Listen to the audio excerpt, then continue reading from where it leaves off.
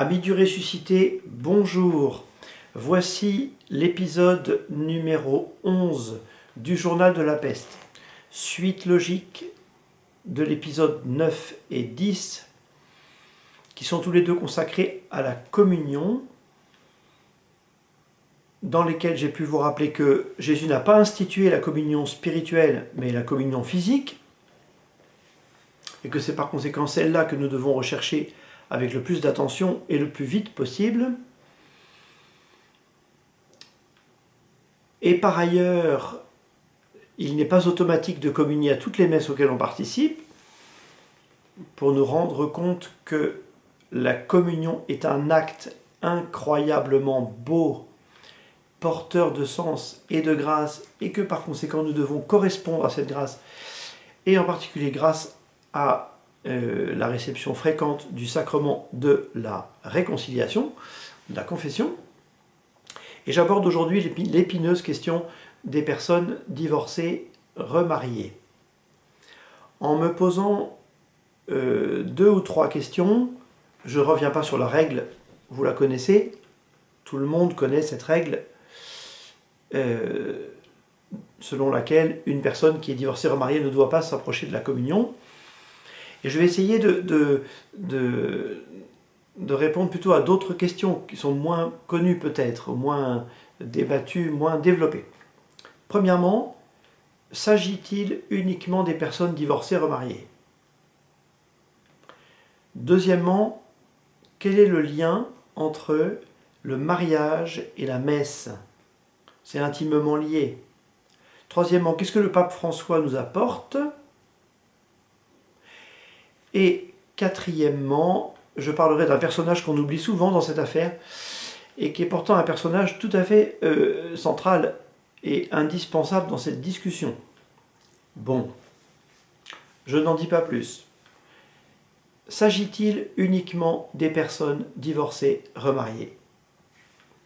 Eh bien, c'est l'occasion de vous dire quelque chose d'important, à savoir que, en effet, il y a une grande injustice aujourd'hui. Et cette grande injustice, c'est que la restriction de la communion s'abat uniquement sur les personnes qui sont divorcées et remariées.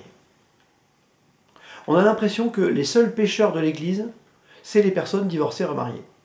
Tous les autres, pendant ce temps-là, le corps du Christ, amen, le corps du Christ, amen, pas de problème. Hein, toutes les situations, tout va bien. Mais alors par contre, les divorcés remariés, alors là, eux, là, ils s'en prennent plein la tronche. C'est uniquement les personnes divorcées remariées à qui on cherche des noises pour la question de la communion.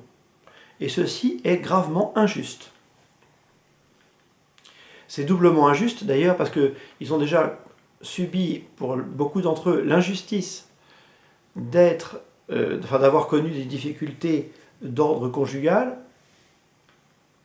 sans compter que souvent l'un des deux conjoints n'a jamais été marié auparavant à l'église, donc il était libre, et puis voilà, il se fait que le hasard de la vie fait qu'il rencontre une personne qui a déjà été mariée à l'église et qui par conséquent ne peut pas contracter une nouvelle union à l'église catholique. Bon, et donc voilà, ils ont déjà subi une difficulté, une souffrance, un problème, et on leur rajoute une couche en faisant un zoom particulier sur eux, en disant « les pécheurs de l'Église, c'est eux ». Puis pendant ce temps-là, les autres, ce sont des saints. Ils ont une auréole derrière la tête, c'est des petits saints. Ceci est gravement injuste. En réalité, la restriction de la communion, je l'ai déjà abordée dans l'épisode numéro 10, elle nous concerne tous. Et elle concerne en particulier toutes les situations qui sont liées à l'état matrimonial. Mais avant de parler de messe et mariage, comme je vous l'ai promis, une petite note pour les célibataires. Je suis célibataire, il y a des célibataires qui regardent cette vidéo. Ce n'est pas parce que nous autres, nous sommes célibataires, que nous sommes dispensés de réfléchir à la question du corps. Nous qui recevons à la communion le corps du Christ. Et il est vrai qu'il y a un lien entre le mariage et la messe, puisque Jésus dit « Ceci est mon corps livré pour vous » à son épouse, qui est l'Église.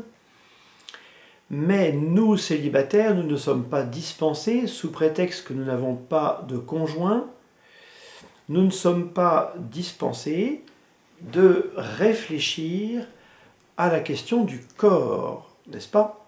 À ce que nous faisons avec notre corps. Et donc finalement, il s'agit de conversion, pour nous comme pour tout le monde, et pas seulement pour les gens qui sont mariés ou en couple, comme on dit aujourd'hui. Je ferme la parenthèse pour les célibataires. Pourquoi la question des divorcés remariés est-elle toujours remise sur le tapis et pas d'autres situations? Moi je pense par exemple au concubinage. Quand on vit en concubinage, on ne devrait pas communier. Pourquoi?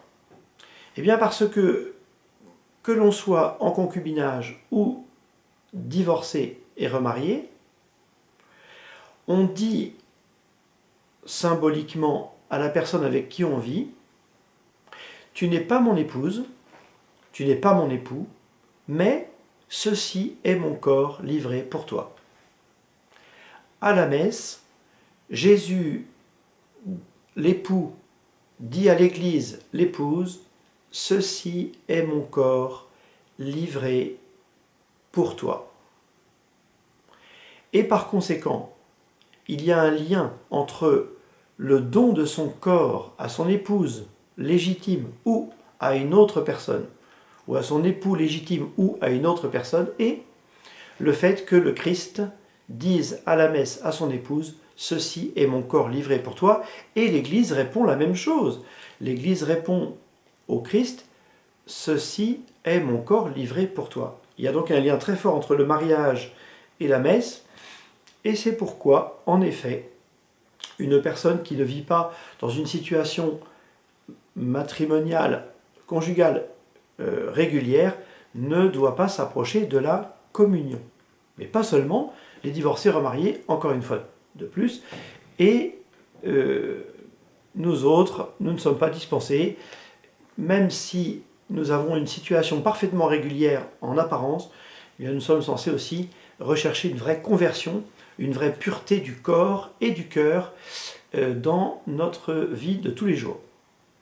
Alors voilà pour élargir la question. Mais peut-être que vous vous dites, mais est-ce que le pape François n'a pas un peu changé les choses dans Amoris Laetitia? Bon. Eh bien, il se trouve que Amoris Laetitia, mes chers amis, comporte 8 chapitres. Il ne comporte pas un seul chapitre qui s'appelle le chapitre 8. Il s'est produit un phénomène curieux au moment de la sortie de ce livre, enfin cette exhortation post-synodale, lorsque les journalistes se sont emparés du texte, ils se sont tous précipités sur le chapitre 8. Et pas seulement les journalistes aussi. Il y a eu des conférences épiscopales qui ont fait des déclarations uniquement sur le chapitre 8. Tout le monde s'est tourné vers le chapitre 8. Pourquoi? Parce que le chapitre 8 semble répondre à une question simple, est-ce que oui ou non on donne la communion? Est-ce que le pape François, il fait partie de ceux qui sont sympas ou il fait partie de ceux qui ne sont pas sympas? Est-ce qu'il est pour les personnes divorcées et remariées ou est-ce qu'il est contre les personnes divorcées et remariées? Bon. On voudrait absolument que le pape soit gentil ou pas gentil, ou que les prêtres aussi soient gentils ou pas gentils. On voudrait que les évêques soient gentils ou pas gentils. 1, 0. Et comme dans un ordinateur, les ordinateurs fonctionnent comme ça, il y a les bons et les mauvais, les pour, les contre, la droite, la gauche, voilà. Et donc il faut absolument qu'on soit dans un camp, et il faut qu'on sache si oui ou non on a affaire à quelqu'un de gentil ou pas gentil. Alors le pape François a écrit une exhortation de 8 chapitres. Et très curieusement, j'ai assez peu vu des commentaires qui parlent des 7 premiers chapitres, qui recommandent la chose suivante. Quelle que soit la façon dont on règle le problème aujourd'hui de l'accession à la communion, il faut que désormais nous préparions le mariage d'une manière extrêmement solide, d'une manière sérieuse, en ne préparant pas un échec, mais en préparant une réussite. Il y a une très belle réflexion aussi sur le mariage en lui-même, le mystère du mariage, le mystère spirituel, sacramentel, et tout ça marque les 7 premiers chapitres d'Amoris Laetitia. Et au 8e chapitre, évidemment, il aborde des questions plus pratiques, plus juridiques, ce qui est normal. Et dans ce fameux chapitre 8, il y a une note de bas de page qui a fait couler beaucoup d'encre et de salive, selon laquelle on a l'impression qu'il a l'air de dire qu'il faut donner la communion à tout le monde, y compris aux personnes divorcées et remariées. Le seul problème, c'est que il ne faut pas lire un texte du pape François comme on lisait avant un texte du pape Benoît. Pourquoi ? Parce que le pape François est un homme qui, on le voit bien dans plein de domaines, qui veut installer une culture. Ce n'est pas un théologien. Le pape Benoît XVI était un théologien. Jamais le pape Benoît XVI aurait mis une note de bas de page un peu ambiguë, un peu imprécise, qui donne l'impression qu'on pourrait l'interpréter dans un sens ou dans un autre. Jamais il aurait fait ça. Mais le pape François l'a fait parce que ce qui l'intéresse, c'est d'installer une culture de l'accueil, une culture de la bienveillance, une culture de la bonté, plutôt qu'une culture du règlement, de la loi, et des choses qui vous tombent dessus, que vous ayez compris ou non. Mais à vrai dire, quand le pape François nous dit cela, c'est-à-dire qu'il nous dit en substance, à nous prêtres, par exemple, soyez accueillants et bienveillants. Bon, il fait bien de nous le redire, après tout. Mais enfin, il faut que vous sachiez que nous pratiquons déjà cette bienveillance et cet accueil. Je n'ai pour ma part jamais rejeté qui que ce soit de ma communauté paroissiale. Et je ne suis pas un héros pour ça, tous les prêtres le font. Nous avons déjà cette culture de la bienveillance, mais le pape François craint, et il a raison, qu'une culture soit chassée par une autre. Et qu'il préfère donner des impressions ambiguës que de laisser entendre que l'Église est un règlement sur pattes, que les prêtres, que les évêques sont des règlements sur pattes. Non, nous nous intéressons aux personnes, oui, nous accueillons les gens comme ils sont, mais ce n'est pas pour autant que nous devons taire les choses qui sont vraies, et ce n'est pas pour autant que nous devons ne pas aider les personnes qui sont dans une nouvelle situation conjugale à clarifier cette nouvelle situation, ou plutôt à clarifier l'ancienne, c'est-à-dire demander aux personnes de faire une procédure juridique pour analyser la qualité de la précédente union, pour savoir si oui ou non, à la racine, il y avait bien ce que l'on appelle dans l'Église catholique un mariage. Ce qui permet ensuite, en toute tranquillité d'âme, de pouvoir célébrer un mariage à l'Église, joyeusement et sans aucune arrière-pensée. Donc, le pape François, dans Amoris Laetitia, fait 2 choses qui sont très bonnes. La première, qui est de redire aux personnes qui préparent les mariages, de préparer des mariages de façon sérieuse, solide, en faisant en sorte que les problèmes puissent ne pas se produire dans l'avenir. Et il prend 7 chapitres pour ça.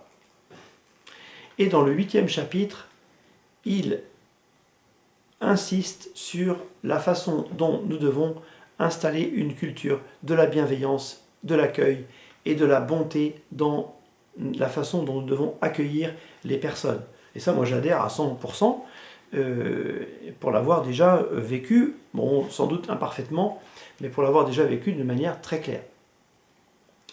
Nous avons également à notre disposition dans le sacrement de l'Eucharistie, donc ce qu'on appelle vulgairement la messe, au moment du sacrement de l'Eucharistie, eh bien, nous avons un moment où nous pouvons bénir les personnes, ce qui est une façon de leur dire, mais Dieu te bénit, quoi que tu fasses, quoi que tu aies, où que tu sois, Dieu te bénit, demande la bénédiction, Père bénissez-moi, j'ai déjà abordé cette question de la bénédiction, qui est un très beau sacramental. Pour ma part, j'ai choisi, et là pour le coup, chaque prêtre fait ce qu'il veut, ce qui lui semble juste, pour ma part, j'ai choisi la discrétion au moment de la bénédiction, pour ne pas insister aux yeux de la communauté rassemblée, pour ne pas insister sur le fait que la personne en question ne communie pas en ce moment pour une raison, comment dirais-je, circonstancielle ou pour cette raison particulière de concubinage ou alors d'être remarié ou je ne sais quoi de ce genre. Bon. En tous les cas, la bénédiction est une belle façon, comment dirais-je, de ne faire aucune différence entre les personnes qui se trouvent dans l'assemblée. Peut-être que je dois ajouter quand même une petite chose, c'est que quand je me trouve face à une personne qui est dans cette situation et qui me demande la communion, je lui donne toujours la communion. Vous allez me dire, ça n'est pas un peu contradictoire avec ce que vous disiez auparavant? Pas du tout, ce n'est pas contradictoire. C'est simplement que je ne refuse jamais la communion à personne. Ça s'appelle la règle du scandale. En effet, si vous refusez la communion à quelqu'un devant tout le monde, vous l'humiliez. Et humilier quelqu'un, c'est pas bien. Même pour un motif qui pourrait être théologiquement ou juridiquement juste. Par contre, une fois qu'on a donné la communion, eh ben, après la messe, à un moment opportun, on peut se débrouiller pour discuter avec la personne pour savoir si c'est juste ou non, voyez. Mais en tous les cas, jamais je ne refuse la communion à qui que ce soit, jamais.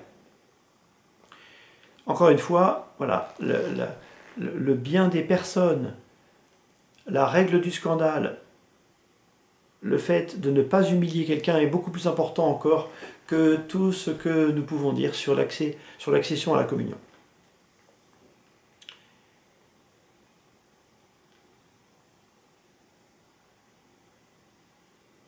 Je termine en faisant intervenir un personnage que souvent, hélas, on oublie dans cette discussion. Il s'agit de Jésus. Moi, je crois que, voyez-vous, que nous avons aujourd'hui, pas seulement depuis 20, 30 ou 40 ans, hein, depuis plus longtemps que ça, probablement, mais aujourd'hui, nous avons affadi l'Évangile. Nous avons fait de l'Évangile un truc assez mollasson. Nous ne sommes pas convertis. Nous traitons la Sainte Communion avec beaucoup de désinvolture. Nous tous, et pas simplement une catégorie de personnes. Quand Jésus a abordé cette question dans l'Évangile, il a dit « Si un homme renvoie sa femme, il est adultère. Si une femme renvoie son mari, elle est adultère. » D'ailleurs, ce qui est intéressant, c'est que une femme ne pouvait pas renvoyer son mari dans la loi de Moïse, ce n'était pas prévu. Mais Jésus l'aborde quand même. Il aborde avec avec une égalité parfaite ces deux répudiations possibles. Et donc, Jésus était beaucoup plus tranchant et beaucoup plus net que nous ne le sommes aujourd'hui. Et l'Église catholique, qui est au 21e siècle, eh bien, voudrait bien être parfaitement fidèle à l'enseignement de son maître, qu'est Jésus. Et donc, elle sait, in petto, elle sait que, en réalité, vivre avec une autre personne que son mari, ou de vivre avec une autre personne que sa femme, c'est une situation d'adultère. Mais elle prononce peu ce mot, parce qu'elle n'a pas le temps de le faire. Là, j'ai le temps de le faire. J'ai le temps d'aborder tranquillement cette question. On ne peut pas aborder cette question en 7-8 minutes d'homélie, comme ça, avec un public très large. des enfants, des adolescents, des gens qui sont de toutes conditions et toutes sortes. On n'a pas le temps. Et donc elle ne prononce pas ce mot d'adultère, tout simplement, probablement à cause du temps, et puis aussi parce que la mentalité dans laquelle nous baignons aujourd'hui est une mentalité profondément peu évangélique, peu marquée du sel de l'évangile. Nous avons affadi l'évangile, nous avons affadi l'enseignement du Christ.